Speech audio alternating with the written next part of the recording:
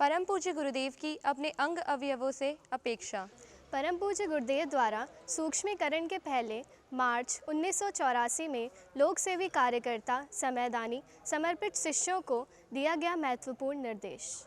यह पत्रक स्वयं परम पूज्य गुरुदेव ने सभी को वितरित करते हुए इसे प्रतिदिन पढ़ने और जीवन में उतारने का आग्रह किया था।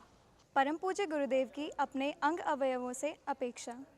यह मनोभाव हमारी 3 उंगलियां मिलकर लिख रही है, पर किसी को यह नहीं समझना चाहिए जो योजना बन रही है और कार्यान्वित हो रही है उसे प्रस्तुत कलम, कागज या उंगलियां ही पूरा करेंगी।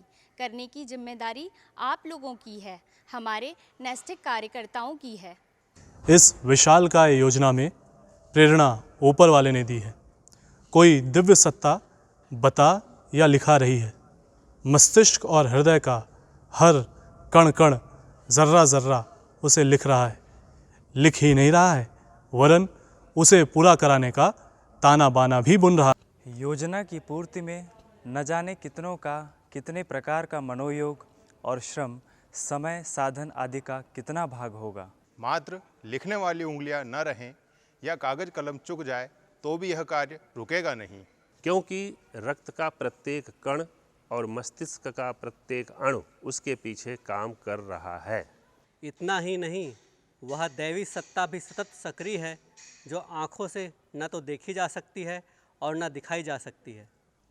योजना बड़ी है, उतनी ही बड़ी जितना कि बड़ा उसका नाम है, युग परिवर्तन।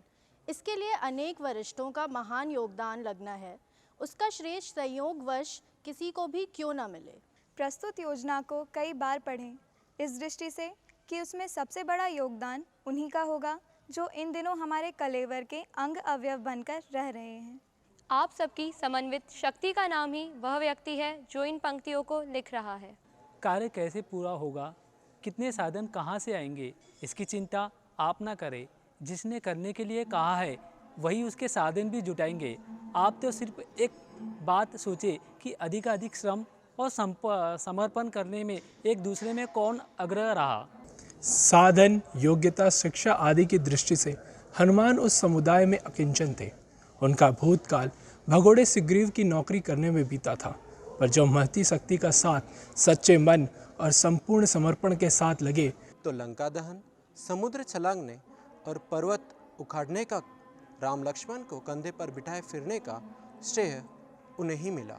आप लोगों में से प्रत्येक से एक ही आशा और अपेक्षा है कि कोई भी परिजन हनुमान से कम स्तर का न हो। अपने कर्तृत्व में कोई भी अभिन्न सहचर पीछे न रहे। काम क्या करना पड़ेगा, यह निर्देशन और परामर्श आप लोगों को समय समय पर मिलता रहेगा। वह तो समय की बात है, काम बदलते भी रहेंगे और बनते बिगड़ते भी रहेंगे। आप लोग तो सिर्फ एक बात का स्मरण रखें कि जिस समर्पण भाव को लेकर घर से चले थे, पहले लेकर आए थे, उसमें दिनों दिन बढ़ोतरी होती रहे, कहीं राई रत्ती भी कमी न पड़ने पाए। कार्य की विशालता को समझें, लक्ष्य तक निशाना ना पहुँचे तो भी वह उस स्थान तक अवश्य पहुँचेगा जिसे अद्भुत, अनुपम, असाधारण एवं ऐतिहासिक कहा जा सके। इसके लिए बड़े साधन चाहिए, सो ठीक है, उसका भार दिव्य सत्ता पर छोड़ें। आप तो इतना ही करें, आपके श्रम, समय, गुण, कर्म, स्वभाव में कहीं कोई त्रुटि ना रहे। विश्राम की बात न सोचें, अहर्निश एक ही बात मन में रहे कि हम इस प्रस्तुतिकरण में पूर्ण रूपेण खपकर कितना योगदान दे सकते हैं, कितना भार उठा सकते हैं। स्वयं को अधिकाधिक विनम्र बनाएं, दूसरों को बड़ा मानें, स्वयं सेवक बनने में गौरव अनुभव करें, इसी में आपका बड़प्पन है। अपनी थकान और सुविधा की बात न सोचें, जो कर गुजरें उसका अहंकार न करें, वरन इतना ही सोचें कि हमारा चिंतन, मनोयोग एवं श्रम कितनी अधिक ऊंची भूमिका निभा सका, कितनी बड़ी छलांग लगा सका। यही आपकी अग्नि परीक्षा है, इसी में आपका गौरव और समर्पण की सार्थकता है। अपने साथियों की श्रद्धा व क्षमता को घटने ना दें, उसे दिन दूनी रात चौगुनी बढ़ाते रहें। स्मरण रखें कि मिशन का काम अगले दिनों बहुत बढ़ेगा, अब से कई गुना। इसके लिए आपकी तत्परता ऐसी होनी चाहिए जिसे ऊंचे से ऊंचे दर्जे की कहा जा सके। आपका अंतराल जिसका लेखा जोखा लेते हुए अपने को कृत्य अनुभव करें। हम फूले न समाये और प्रेरक सत्ता आपको इतना घनिष्ठ बनाए जितना कि राम पंचायत में छठे हनुमान भी घुस पड़े थे। कहने का सारांश इतना ही है, आप नित्य अपनी अंतरात्मा से पूछें कि जो हम कर सकते थे उसमें कहीं राई रत्ती त्रुटि तो नहीं रही। आलस्य प्रमाद को कहीं चुपके से आपके क्रियाकलापों में घुस पड़ने का अवसर तो नहीं मिल गया। अनुशासन में व्यतिरेक तो नहीं हुआ। अपने कृत्यों को दूसरों से अधिक समझने की अहंता कई छद्म रूप में आप पर सवाल तो नहीं हो गई। यह विराट योजना पूरी होकर रहेगी, देखना इतना भर है कि इस अग्नि परीक्षा की बेला में आपका शरीर, मन और व्यवहार कहीं गड़बड़ाया तो नहीं। ऊंचे काम सदा ऊंचे व्यक्तित्व ही करते हैं। कोई लंबाई से ऊंचा नहीं होता।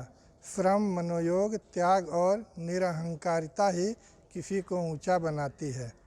अगला कार्यक्रम ऊंचा है, आपकी ऊंचाई उससे कम न पड़ने पाए, यह एक ही आशा, अपेक्षा और विश्वास आप लोगों पर रखकर कदम बढ़ रहे हैं। आप में से कोई इस विषम बेला में पिछड़ने न पाए, जिसके लिए बाद में पश्चाताप करना पड़े। हमारे YouTube चैनल को सब्सक्राइब करें और बेल आइकन को दबाएं ताकि आपको नोटिफिकेशंस मिलते रहें।